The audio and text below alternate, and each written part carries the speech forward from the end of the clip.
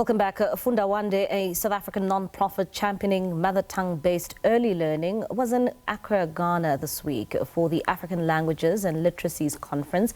Unlike many discussions that focus on challenges, the organization is showcasing practical solutions. And for more on this, we are now joined by Programs Officer Siwaphiwe Sibeko, who was presenting a session titled Language, the Elephant in African Classrooms. And she joins us now in studio for more on this conversation. Ma'am, thank you so much for your time this evening here on SABC News. Maybe let's start off here. Tell us about your organization, Funda Wande. What does it aim to do? All right. Funda Wande was born in 2017, and the aim is to make sure that children read with comprehension and calculate with confidence by the ages of 10.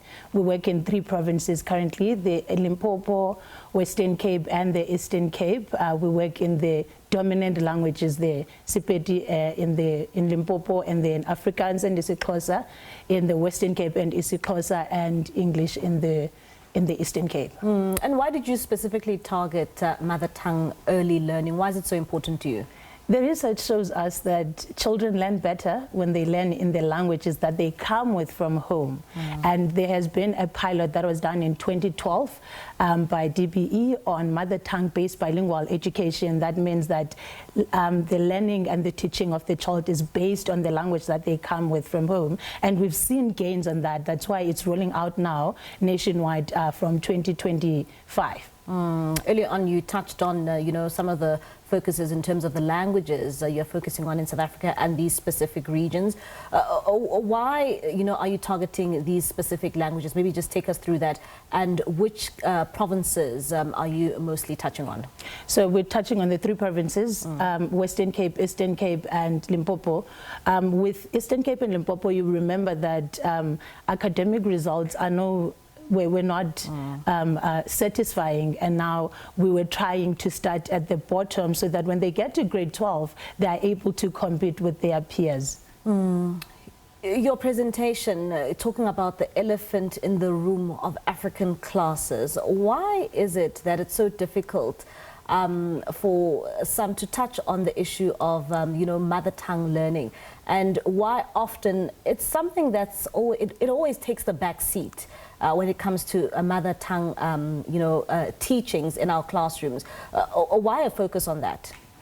So you would remember that we are reversing a system that was created a long time ago. So now we're doing the reverse. So English has been put on pedestal for economic conversation, for academia, and that meant that African languages were not seen as such. What we're trying to do now is to reverse that so that we put our African languages on pedestal so that we're able to know that they can hold these conversations. They can be at the stages where they need to be. We do have the vocabulary for the things that are in English so that we can compete compete globally. We are not saying that children must not learn English, but we are saying that their understanding comes from the languages that they come with from home.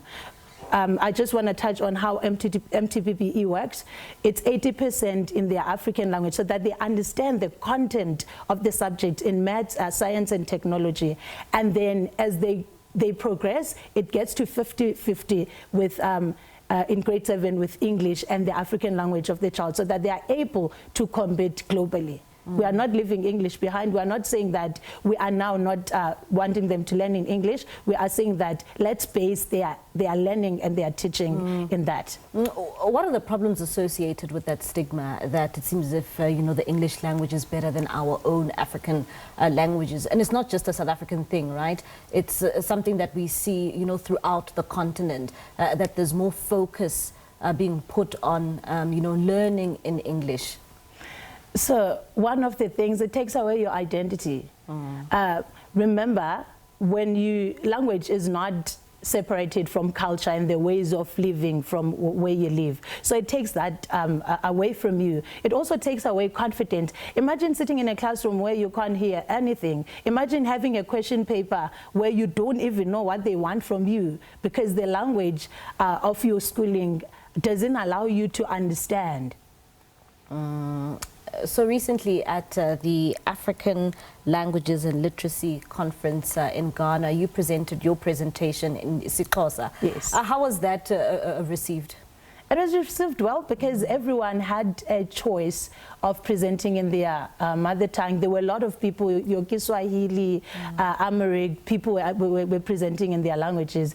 And what I loved about that is that you had an interpreter, which shows the intention on trying to make sure that whatever you said is being heard, but we are also released from the chains of you presenting in English. But the intention was, we want to show people that our African languages, or isiXhosa in this instance, can be an academic language, and I can contribute to the academia using my language. And let's bring it back home for a bit, and looking at the work that you are doing in the schools in South Africa.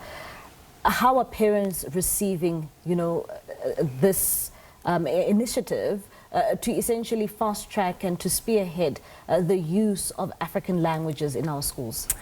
It's not something that we have researched or assist within our interventions, but what I can say, because I was at the MTBBE summit yesterday, is that that's the problem. We now need to advocate to parents that our African languages are a tool and a resource for us to be able to compete globally and be able to contribute to the economy of the country or of the globe. So now the next step is to mobilize and decolonize the mind of our people to say our languages are not just things for us to say Ndingumxhosa, I speak isiXhosa, are tools for us to communicate, are tools for us to understand, are tools for us to be proud of, and resources in every sphere of our lives. All right.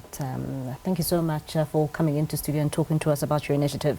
And that is Programs Officer there, Siwaphiwe Sibeko, and she is from the Funda Wande organization, and talking to us there, particularly when it comes to the focus of mother tongue based early learning and the importance of it.